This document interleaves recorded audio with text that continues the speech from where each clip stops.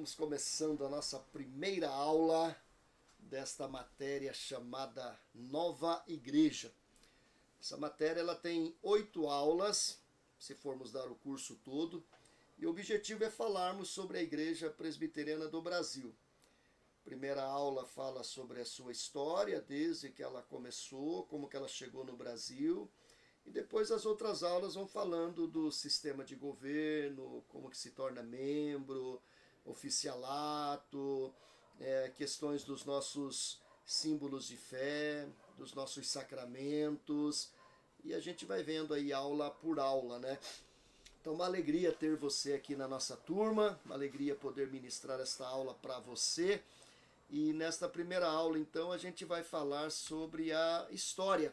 Vamos dar uma passadinha aí na história da igreja para chegarmos na Igreja Presbiteriana do Brasil. Quando nós pensamos na igreja, nós temos que começar no começo. E a igreja começou onde? Tecnicamente, a igreja começou no Éden. E depois que o homem foi expulso do Éden, começou com Adão e Eva, depois Abel, aí Abel foi assassinado, aí o descendente, né, que veio para substituir Abel, porque Caim matou, então Sete, e da descendência dele, depois o dilúvio, aí Noé. Então, nós temos já no Velho Testamento a igreja, que era chamada de Carral, chamado povo de Deus, mas que se estabelece de fato no Novo Testamento como eclésia ou eclesia, que é a igreja do Novo Testamento. No Novo Testamento nós temos Jesus, a sua vinda, nascimento, vida, ministério, morte, sepultamento, ressurreição, ascensão. Ele envia o Espírito Santo desce sobre aqueles 120 crentes ali em Jerusalém, eles são cheios do Espírito Santo, eles começam a pregar, o evangelho se espalha, sai de Jerusalém, como Jesus havia dito, recebereis o poder e sereis minhas testemunhas em Jerusalém, Judéia, Samaria e confins da terra. Então os discípulos começam a pregar e eles vão se espalhando, vem a perseguição, eles saem de Jerusalém, começam a pregar, e quando Paulo começa as suas viagens missionárias, ele faz 3 viagens, alguns dizem 4 viagens missionárias, e ele espalha pelo ministério da pregação o evangelho para o continente africano, continente asiático e continente europeu, e toda aquela região ali então é evangelizada. A igreja ela se desenvolve, passa por um período conhecido como período de trevas, a igreja é contaminada, ela se torna uma igreja cheia de inovações, de coisas que não têm fundamento bíblico. Aí vem todo aquele período de escuridão ali conhecido como Idade Média, onde a igreja começa a adorar Maria como a 4ª pessoa da Trindade, Maria como medianeira entre Deus e os homens, todas aquelas relíquias, adoração de santos, imagens, e isso vai até o início do século XVI, quando Martinho Lutero literalmente, oficialmente estabelece a Reforma Protestante. Algumas tentativas foram tentadas antes, né? Que redundância! Foram tentadas antes com alguns homens que tentaram reformar a igreja, como John Wycliffe, Jerônimo de Savonarola, John Hus, que foram os pré-reformadores, que foram homens de Deus, que tiveram um impacto muito forte para que depois, quando Martinho Lutero começou e outros reformadores vieram com ele, a reforma se estabelecesse. Martinho Lutero é o grande protagonista quando ele... Martinho Lutero, todos nós sabemos, ele era um monge agostiniano, ele era um padre, e seu pai queria que ele fosse advogado, mas ele quis seguir a carreira do sacerdócio, e ele era um padre, era um católico romano, muito piedoso, um homem que buscava muito a Deus, mas que não tinha paz no seu coração. Ele vivia constantemente angustiado, amargurado, ele ficava fazendo penitências e mais penitências, ele procurava o seu padre superior quase todos os dias para se confessar, mas ele começou a ler a Bíblia, a estudar a Bíblia, até que ele chega lá em Romanos 1,17, ele encontra: o justo viverá pela fé. e aí então ele tem a sua transformação, a sua conversão, há uma mudança radical na vida de Martinho Lutero. Ele era um professor, ele era um pregador, ele era um grande líder, e então, com base nesta conversão, ele escreve as suas 95 teses, que eram 95 frases falando sobre a justificação pela fé, combatendo toda aquela doutrina de salvação pelas obras, pelos méritos, também era contra a venda das indulgências que estavam acontecendo naquela época, liderada por Johann Tetzel, que varreu toda a Europa vendendo indulgências, que eram documentos que garantiam perdão de pecados. Martinho Lutero combateu isso tudo e, por conta disso, ele foi, no ano de 1521, excomungado da Igreja Católica Apostólica Romana pelo Papa Leão X. Então aí, literalmente, houve um rompimento e aí a reforma se instaurou ali na Europa. A reforma se espalhou, saiu da Alemanha, foi para a Inglaterra, foi para a França, foi para a Suíça, foi para a Escócia, e é na Escócia que ela ganha o nome de presbiteriano. Presbiteriano por causa do sistema de governo. A igreja na Escócia ela era liderada por John Knox. John Knox era um homem de Deus, um homem de oração, um brilhante pregador, e ele então começou ali aquele ministério, e por conta do sistema de governo, a igreja ali na Escócia ela era governada pelos presbíteros, então ganhou o nome de Igreja Presbiteriana, em princípio da Escócia, e depois ela se espalhou por outras partes do mundo. A teologia da Igreja Presbiteriana ela é calvinista, né? João Calvino, ele era francês, ele se converteu ao cristianismo no ano de 1533, ele nasceu em 1509, então ele tinha 22 anos de idade quando ele se converteu.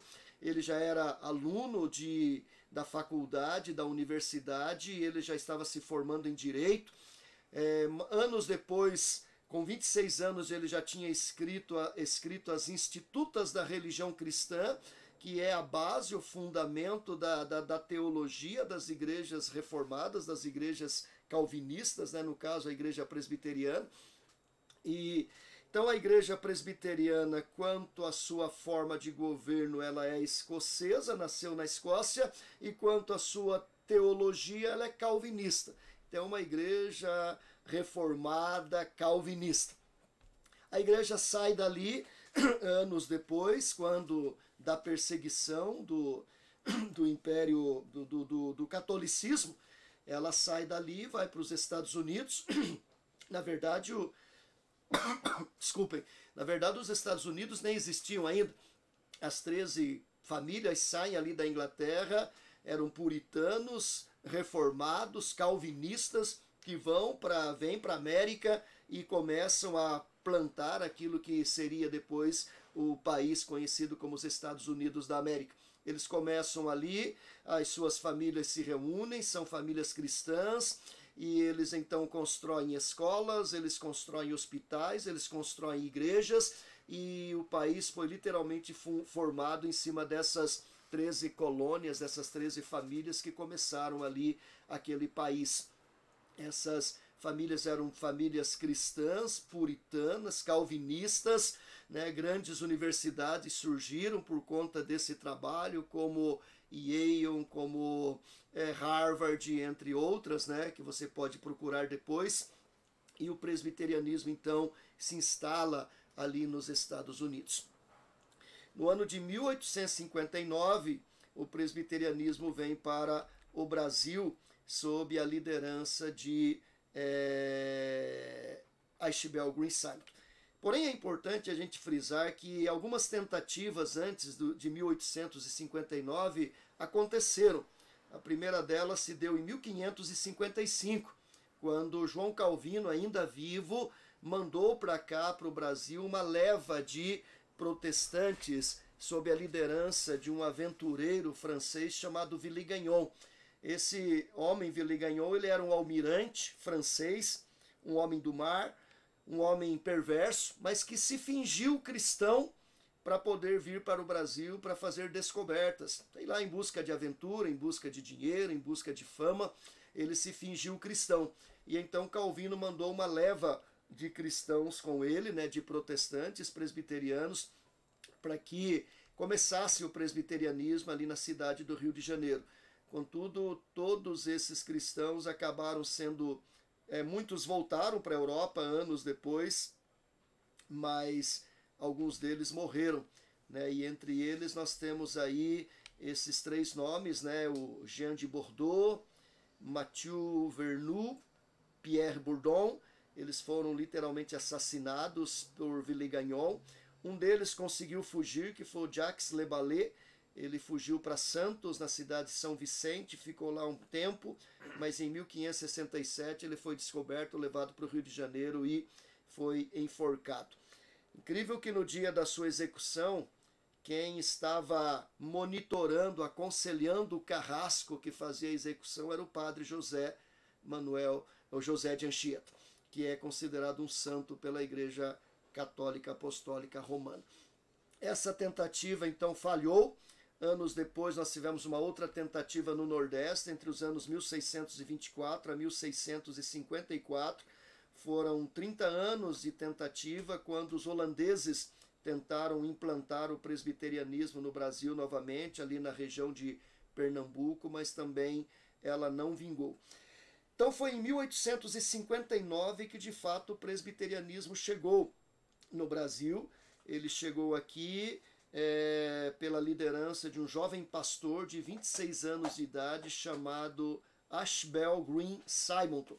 Simonton era um jovem pastor ordenado, segundo os seus biógrafos, era muito inteligente, muito perspicaz e teria, digamos assim, um futuro brilhante nos Estados Unidos, no ministério, mas o seu coração queimava por um ministério aqui na América do Sul. Em princípio ele queria ir para a Colômbia, mas por algum destino da providência de Deus ele acabou vindo para o Brasil. Ele quis vir para o Rio de Janeiro.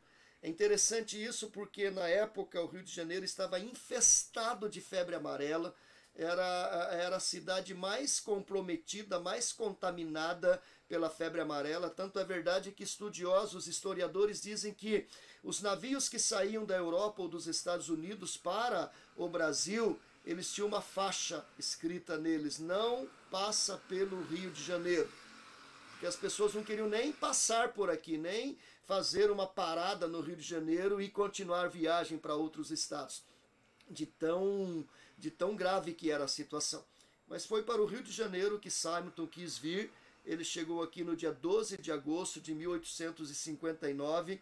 Segundo alguns estudiosos, ele desembarcou lá no porto do Rio de Janeiro às 4h30 da madrugada, às 4h30.